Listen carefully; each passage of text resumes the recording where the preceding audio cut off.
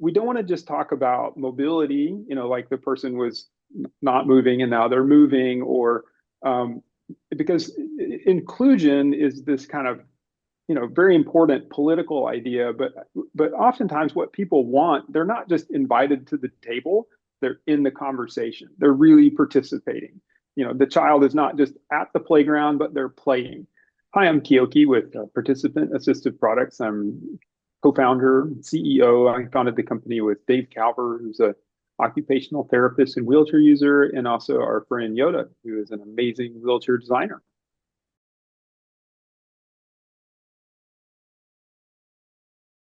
Kids with cerebral palsy, the child with a functional ability and diagnosis that would mean cub, like they can't hold their head up. So if you put them upright in a chair, then they'll probably kind of slump over, and then their head will fall down. They can't see the board, they can't communicate, they're missing out. It's like they're at the party, but they're not in the party. So cub allows the chair to tilt back, and so then their head can just rest on the headrest, and now they have eye contact. They breathe easier, they can swallow better. There's like all of these great things that come when the child has the good postural support.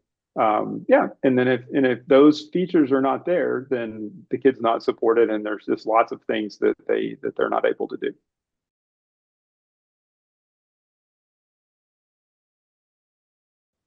One of the really big problems with this kind of product is that it's super expensive. It's expensive initially, and then every time the child grows a little bit, it's expensive to buy the replacement parts, and it's also expensive for the therapist. There's really a bottleneck on qualified clinical people to adjust the chairs. So now they've got to procure some parts and install them, and maybe there's another specialist technical person that needs to be involved.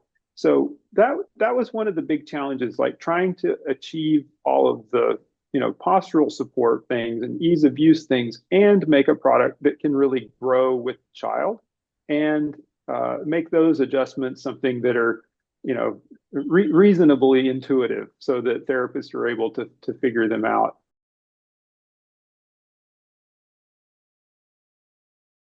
We wanted to have a tilt chair that can support kids that have pretty advanced kind of postural support needs, and we wanted it to be transportable in a small car. So that means it's got to fold up. Transportability is really critical. It's true that there's a lot of kids that live in a little village in the African savannah. And so if their chair doesn't fold, the caregiver can push them pretty much everywhere they need to go. But for everybody else in the world, we use vehicles. So if you have a wheelchair that doesn't fold, everybody else is going to go somewhere in a vehicle, and you'll stay at home.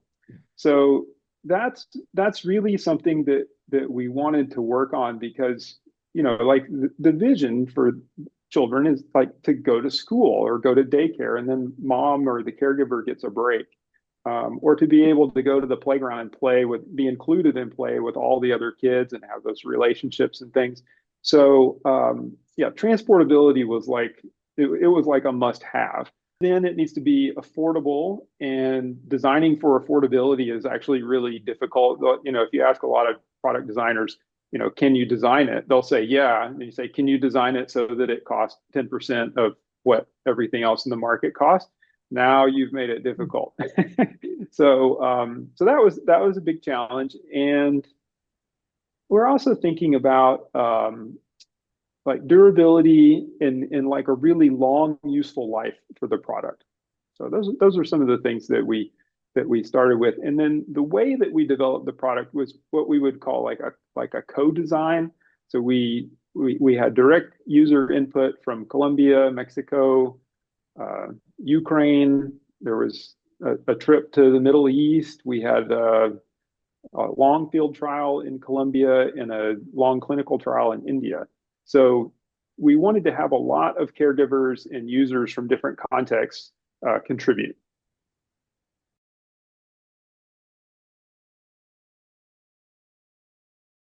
Taking the product out and letting letting people actually use it, and then you kind of discover where it didn't make sense to them, and then you can learn about how to improve usability. That's really a big deal. And then also to see how is it used in different contexts. The world is a lot of different magical places, and people use products differently and have different needs. And so trying to figure out how to do something that meets a lot of those, that was a challenge.